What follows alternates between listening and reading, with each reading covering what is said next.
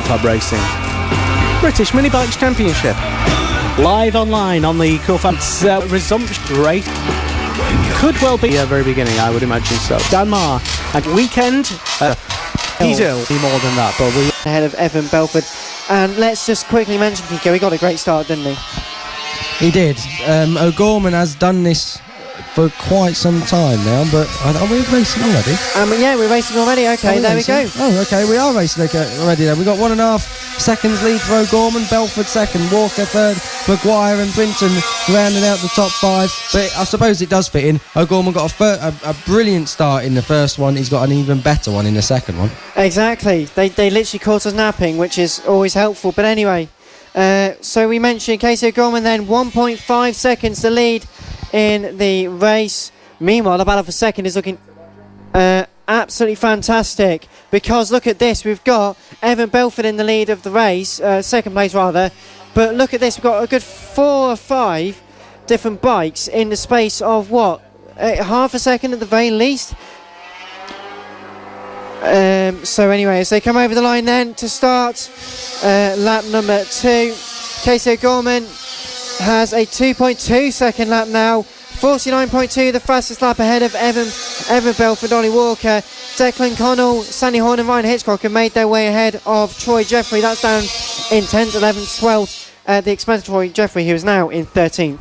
Ollie Walker in that first start actually got ahead of Evan Belford. He hasn't been able to manage to do that in this start now. He's actually stuck behind Belford on the tag team machine, and I've got to say, Walker looking on the inside, not quite, no. So as we say, it is Casey O'Gorman about to come over the line now. Another fastest lap, 49.076, 2.6 seconds now, the gap between himself and Evan Belford. No change of position in the top 9. 10th place is still Declan Connell. Now Ryan Hitchcock is ahead of Sandy Horn, so 11th and 12th has changed.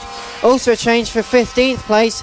Taylor Stewart Campbell is ahead of Jack Kirch. 17th place is Elliot Dufton. So it's all about settling into that rhythm now. The second place battle still enjoying quite a nice little battle between Belford and Walker, but behind them they've got Ross Maguire, who's really breathing down their necks, so they're really going to be trying as hard as they can to make the extra position. Yeah, there was almost contact there actually in turn 5. Don't know who that was though. They're both alright and they're still going round. We'll pick up on it when they cross the line. 5 to go though for the leaders. O'Gorman, Belford, Walker, Maguire and Brinton are your top 5, and it's not changed. And of course Ollie Walker was looking up the inside of Belford, who was coming into the turn 1. Is he going to have a cheeky little look coming up towards turn 3? I don't quite think so. He doesn't do it in the end. 4. Again, he's not close enough though, is he really, to make the manoeuvre? So into second he's going to have to try and push, but not waste too much time, because this really now is a 3 bike battle for second place. Look at that, it's going much deeper. This could really let Ross Maguire in, and this means is Casey O'Gorman going to have a gap? 3.3, 3.4 seconds maybe, because of the battling. He comes over the line now. Where's Evan Belford? 3.1, so it's still very close indeed. Meanwhile, coming up towards turn number 1, Ollie Walker again tries to have a look at the inside. It doesn't quite work. Turn number 2, can he do it around the outside?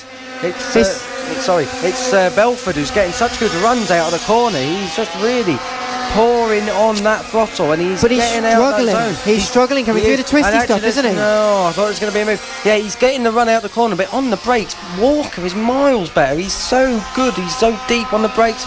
Might be another chance here. Not this time. Exactly. So as they make their way up towards the final couple of corners, and it still will be Casey in the lead of this race. There's no doubt about this. He's been on fire today. But he sets a new fastest lap, 48.969, 3.7 seconds. It's the gap between Ollie Walker, who did make it through in the end. He got a great run around the outside of the final corner in order to take second place. So Evan Belford down to 3rd. So that might release Walker now. That might release Walker. He's got ahead. And more importantly, Ross Maguire is going to be sniffing for that final place on the podium. But look at this. Evans coming up to the back of Ollie once again. So certainly whilst Ollie's been sat there for a little while and can make the move, he's going to have to sort of breathe a little bit heavier now, I suppose, isn't he? Yeah, I'm just looking there. Belford, I thought he was going to look on the inside at turns 6 and 7. Not quite this time.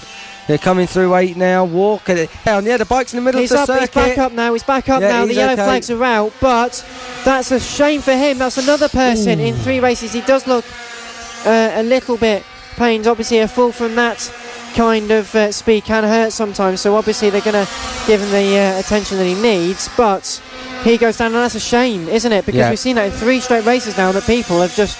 Maybe it's the pressure being on the podium, isn't it? Yeah, and Ollie Walker's looked good all the way through this weekend. He's looked good yesterday, looked good this morning, even in them damp, tricky conditions. And now, first race, and he's just made a slight mistake. Just give Lester Forbes a second. He's sorting himself out. So whilst he... there we go. Oh, you sound like you're on now. Let's hear from Lester Forbes. Yeah, it was just having a quick look at the timing and trying to figure out what other fantastic battles are happening out on track at the moment for the benefit of people listening at home. There are some pretty close races, actually, and it does seem spread out on track, but yeah, they are certainly pushing all throughout. Garnis had a 2-tenth lead over Hitchcock. He's now 4 tenths in a... Referee on checkered flag now out. Emmanuel Brinton